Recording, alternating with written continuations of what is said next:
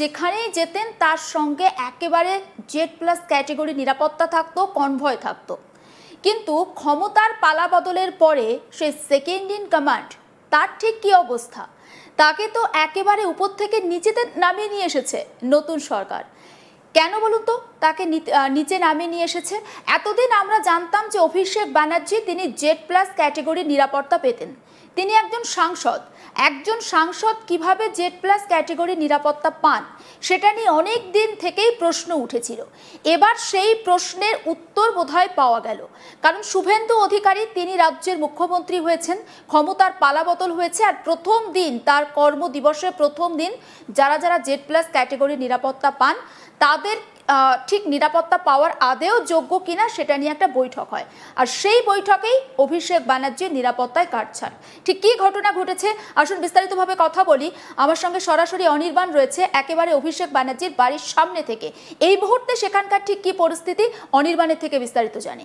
অনির্বাণ, কি দেখতে পাচ্ছ শান্তিনিকেতনের সামনে এই মুহূর্তে?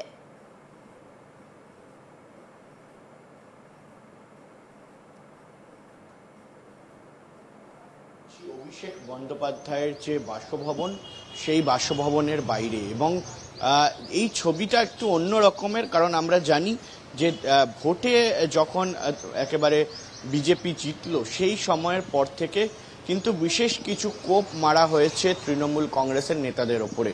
এবং অবশ্যই অভিষেক বন্দ্যোপাধ্যায়, যিনি কিনা তৃণমূল কংগ্রেসের সেকেন্ড ইন কমান্ড ছিলেন মমতা বন্দ্যোপাধ্যায়ের পরেই, এবং তার পাশাপাশি অল ইন্ডিয়া তৃণমূল কংগ্রেসের তিনি জেনারেল সেক্রেটারি এবং তিনি ডায়মন্ড হারবারের সাংসদ।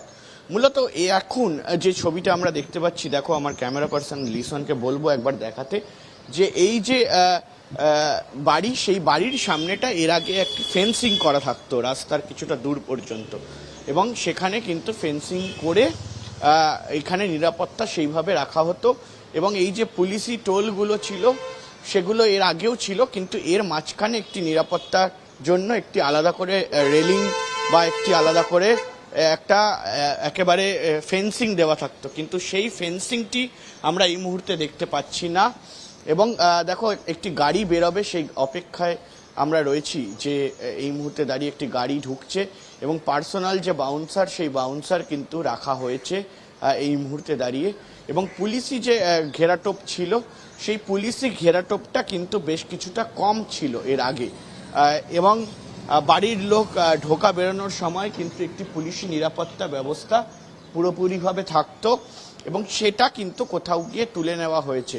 মূলত এখন যেটা বলা হয়েছে যে কয়েকজন পুলিশ অফিসার বা পুলিশরা তারা কিন্তু দায়িত্বে এখানে থাকবেন, এবং কয়েকটা দিন যাতে কোনো রকমভাবে কোনো সমস্যা না হয় সেই বিষয়টা দেখা হবে।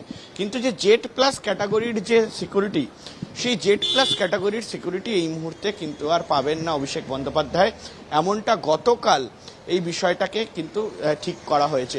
এবং দেখো এই যে 188 এই মুহূর্তে হরিশ চ্যাটার্জি যে স্ট্রিট, সেই স্ট্রিটের পাশেই কিন্তু এই মুহূর্তে দাঁড়িয়ে হরিশ মুখার্জি রোড, হরিশ চ্যাটার্জি, এবং সেই জায়গায় দাঁড়িয়ে তার পাশেই কিন্তু এই মুহূর্তে এর উল্টো দিকে একটা দুর্গা মণ্ডপ ছিল, এবং সেই দুর্গা মণ্ডপে কিন্তু প্রচুর লোকজন আসতেন, এবং এটা হলো সেই মন্দিরটা। উল্টো দিকে আমার ছবিটা লিসন দেখাচ্ছে, এখানে কিন্তু অনেক লোকজন আসছেন, এবং আশেপাশে যখন লোক কোনো দাঁড়াতেন তাদেরকে কিন্তু এখানে দাঁড়াতে দেওয়া হতো না।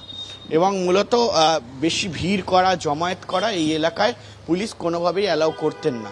কিন্তু শেষ কয়েকদিন ধরে আমরা কি ছবি দেখলাম, দেখলাম যে অভিষেক বন্দ্যোপাধ্যায়ের যে বাড়ি, সেই বাড়ির সামনে একাধিক মানুষ ভিড় করছেন, কেউ এসে বিভিন্ন ভাবে কিন্তু এখানে সেলফি তুলছেন, একটা সেলফি জোনে পরিণত হয়ে গেছিল।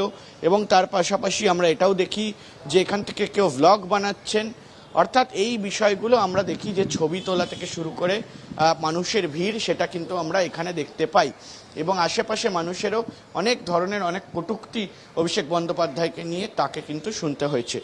মূলত এই মুহূর্তে দাঁড়িয়ে যে সিকিউরিটির ইস্যুটা আসছে, সে জায়গায় দাঁড়িয়ে যে জেড প্লাস ক্যাটাগরি সিকিউরিটি এই মুহূর্তে দেওয়া হয়েছিল, সেই জেড প্লাস ক্যাটাগরির যে সিকিউরিটি এই হরিশ মুখার্জি রোডে 188 হরিশ মুখার্জি রোড, সেখান থেকে কিন্তু এই মুহূর্তে এই হরিশ মুখার্জি রোডের সিকিউরিটিটাকে কিন্তু কিছুটা হলেও লুজ করা হয়েছে। এখানে লোকজন আসছেন, আরামসে এখান থেকে যাওয়া আসা করছেন, এই ফুটপাতের ওপর থেকে এই বাড়ির পাশ দিয়ে যাওয়া আসা করছেন। এই বিষয়গুলোকে কিন্তু আমরা এই মুহূর্তে দেখতে পাচ্ছি বেশ খানিকটা বদল হয়েছে। এবং মূলত এই যে রাস্তা, মমতা বন্দ্যোপাধ্যায়ের বাড়ির সামনেও যে রাস্তা, সেই রাস্তাতেও আমরা দেখতাম যে সেই মমতা বন্দ্যোপাধ্যায়ের বাড়ির সামনে যে রাস্তা, সেই রাস্তাটির নাম হলো হরিশ চ্যাটার্জি স্ট্রিট, আর এটা হলো হরিশ মুখার্জি রোড। অর্থাৎ সেই হরিশ চ্যাটার্জি স্ট্রিটেও আমরা দেখেছি যে পুরো রাস্তাটাকে রাস্তার প্রথমেই কিন্তু গলির মুখ থেকে একটা ব্যারিকেড বসানো ছিল, ভেতরে কাউকে যেতে দেওয়া হতো না, পাড়ার লোক ছাড়া ভেতরে যাওয়া আসা করা অ্যালাউ ছিল না। কিন্তু সেখানেও আমরা দেখি যে ভোটের পরের দিন থেকেই, ভোটের রেজাল্টের পরের দিন থেকেই কিন্তু পুরো বিষয়টা বদলে যায়। অর্থাৎ তিনি চিফ মিনিস্টারিয়াল পোস্ট থেকে সরে যান এবং তার সঙ্গে সঙ্গেই সিকিউরিটি কিন্তু কমিয়ে দেওয়া হয়। এবং মূলত এখনও কিন্তু যা খবর, যে এই মুহূর্তে দাঁড়িয়ে পুলিশের তরফ থেকে বাড়তি নিরাপত্তা যে ব্যবস্থা অভিষেক বন্দ্যোপাধ্যায়ের ক্ষেত্রে, সেটাকে কিন্তু অনেকটাই কমিয়ে আনা হয়েছে। এবং যে জেড প্লাস ক্যাটাগরি ছিল, সেই জেড প্লাস ক্যাটাগরি এখন আর দেওয়া হচ্ছে না।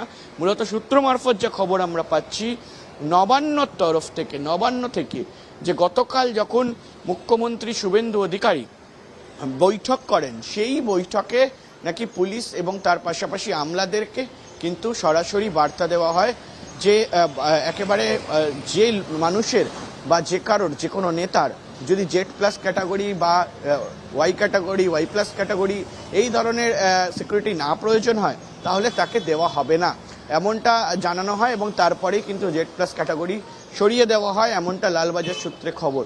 আমি আরেকবার দেখাই এখানে যে এই যে অফিস, সেই অফিস একেবারে বাড়ির পাশে একটি অফিস রয়েছে, সেখানেও কিন্তু এক দুজন পুলিশরা তারা নিরাপত্তা দিচ্ছেন। এবং সামনে দেখো যে পুলিশের একটি আলাদা করে গাড়ি এসে দাঁড়ালো। একের পর এক নিরাপত্তা কিন্তু এখানে যেমন কমানো হচ্ছে, তেমন কিন্তু নিরাপত্তার সঙ্গে সঙ্গে পুলিশি টহলও চলছে। কারণ কোথাও গিয়ে কিন্তু এই মুহূর্তে সরকার, তারা কিন্তু নতুন সরকার করেছেন এবং তাদেরও একটা চিন্তা রয়েছে, একেবারে শুভেন্দু অধিকারী মুখ্যমন্ত্রী, তারও একটি চিন্তা রয়েছে যে কোথাও গিয়ে কোনো রকম একেবারে অনৈতিক কাজ বা কোথাও গিয়ে কোনো রকমভাবে কোনো ঝামেলা বা কোনো রকম কোনো অশান্তির পরিস্থিতি এই বাড়ির সামনে না তৈরি হয়, সেই বিষয়টাকেও কিন্তু ধ্যান রাখা হয়েছে। একেবারে অনির্বাণ, তুমি আমাদের সঙ্গে থাকো, আমি আরো একবার ফিরবো তোমার কাছে এবং অবশ্যই আমাদের দর্শকদের সেই ছবিও দেখাবো। এই মুহূর্তে দর্শকরা তোমার মাধ্যমে সরাসরি অভিষেক বন্দ্যোপাধ্যায়ের বাড়ির ছবি দেখতে পাচ্ছেন এবং তার নিরাপত্তা ব্যবস্থা অনেকটাই কমানো হয়েছে, শিথিল করা হয়েছে সেখানকার নিরাপত্তা। আমাদের প্রতিনিধি অনির্বাণ একেবারে সরাসরি সেখান থেকে তুলে ধরলো। পাশাপাশি আরো একটা বিষয় কিন্তু নজরে রাখা এই মুহূর্তে অত্যন্ত তাৎপর্যপূর্ণ। কি বলুন তো, দেখুন রাজ্যে ক্ষমতার পালাবদল হয়েছে, ক্ষমতার পালাবদলের পরে পোস্ট পোল ভায়োলেন্স, সেই পোস্ট পোল ভায়োলেন্সের ঘটনা কিন্তু রাজ্যের দিকে দিকে বিভিন্ন জায়গায় ঘটছে। আমরা তেমন খবর পাচ্ছি আপনাদের সামনে, সেই সমস্ত খবরও আমরা তুলে ধরছি।